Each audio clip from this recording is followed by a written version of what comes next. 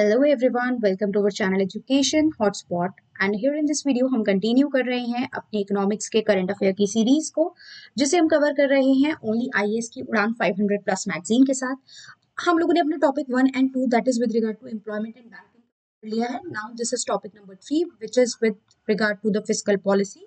Fiscal policy के under भी हम लोग 2-3 टॉपिक कवर कर चुके थे। लास्ट हम लोगों ने जीएसटी काउंसिल से रिलेटेड बात की थी एंड यहाँ पे आज हमारा नेक्स्ट टॉपिक है प्रॉम्प्ट करेक्टिव एक्शन फ्रेमवर्क।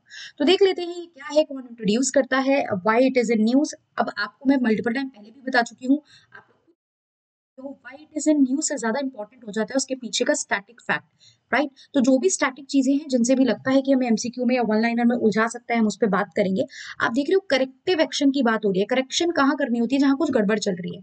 तो यहाँ गड़बड़ चल रही है, ये जो है ये एक ऐसा टूल है जिसे आरबीआई इंट्रोड्यूस करता है, किसको? प्रॉम्प्ट करेक्टिव एक्शन को, ताकि वो मॉनिटर कर सके बैंक की फाइनेंशियल हेल्थ को। बैंक्स की, वो भी ऐसे बैंक जिनकी फाइनेंशियल हेल्थ वीक है, राइट।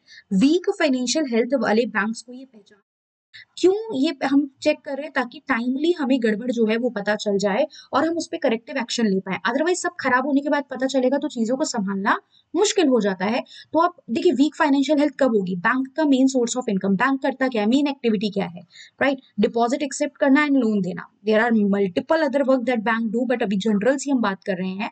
और बैंक जो हमें लोन देता है वो बैंक को रिटर्न में मिलते हैं और बैंक उस पर इंटरेस्ट अर्न करता है। This is the main source of earning.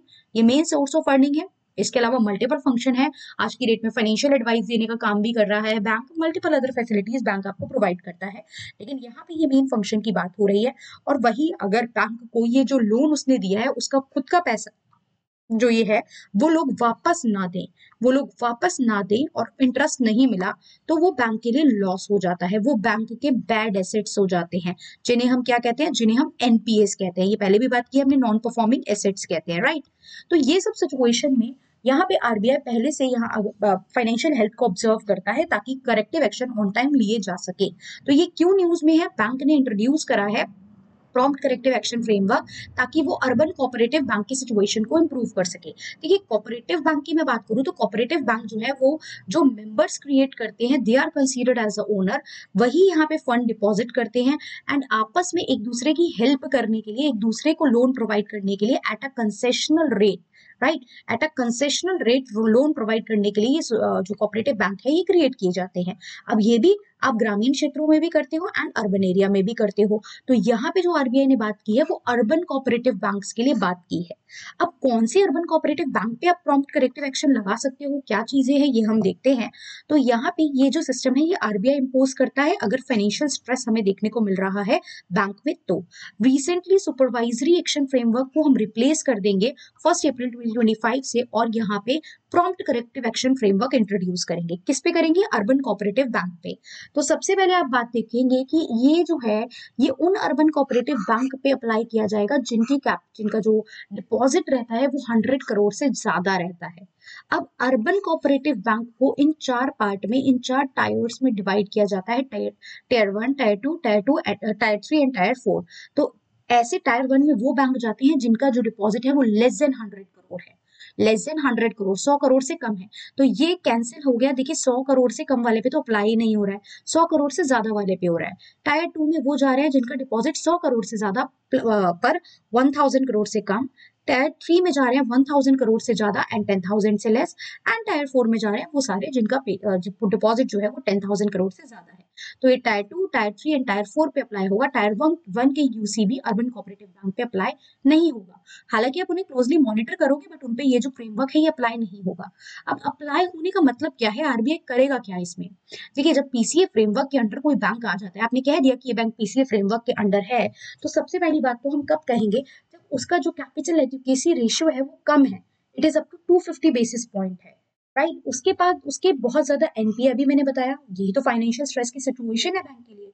जब हमारे बैड लोन बहुत ज्यादा इकट्ठे हो गए, बैड लोन मतलब हमारे जो एसेट्स थे जिनसे हमें पैसा आना था वो नॉन परफॉर्मिंग हो गया, उनसे रिटर्न ही नहीं आ रहा है। तो वो 6 to 9% के बीच में है।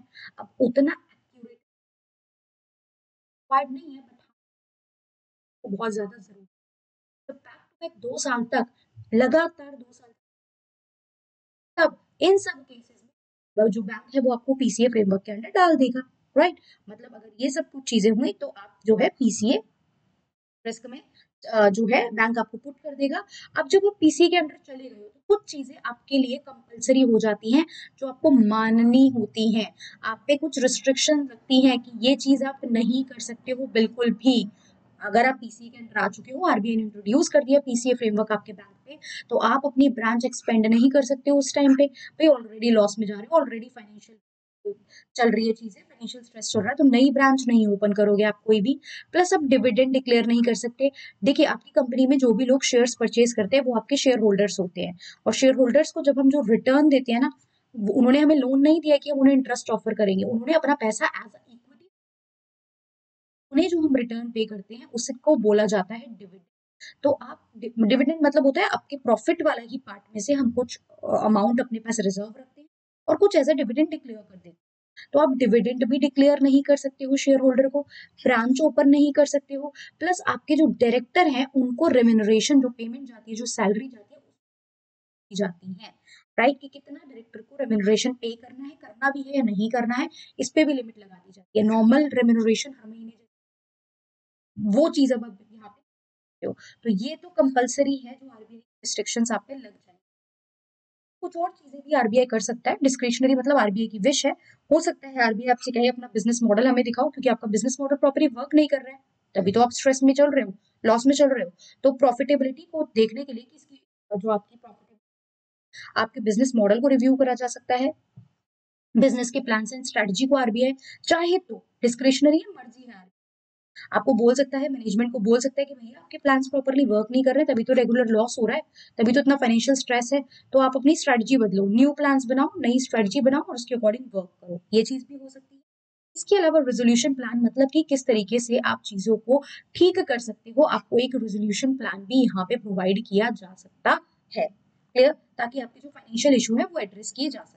अब कोऑपरेटिव बैंक क्या होते हैं ये मैंने आपको बता दिया, कोऑपरेटिव क्रेडिट सोसाइटी से इवैल्यूएट हुए थे, अर्बन रूरल दोनों जगह ऑपरेट करते हैं। Cooperative society act 1912 and cooperative society act 2002 के अंडर ये जो है रजिस्टर कराते हैं। और जो लॉ है जो इसके बारे में बात करते हैं कोऑपरेटिव बैंक के, वो है 1949 का बैंकिंग रेगुलेशन एक्ट एंड 1955 का बैंकिंग लॉज एक्ट, क्लियर। तो आई होप ये टॉपिक समझ में आया होगा। अभी के लिए इस वीडियो के लिए हम एक ही टॉपिक कर रहे हैं, मिलते हैं नेक्स्ट वीडियो में with the next topic in the head of fiscal policy, capital restructuring norm for CPSE.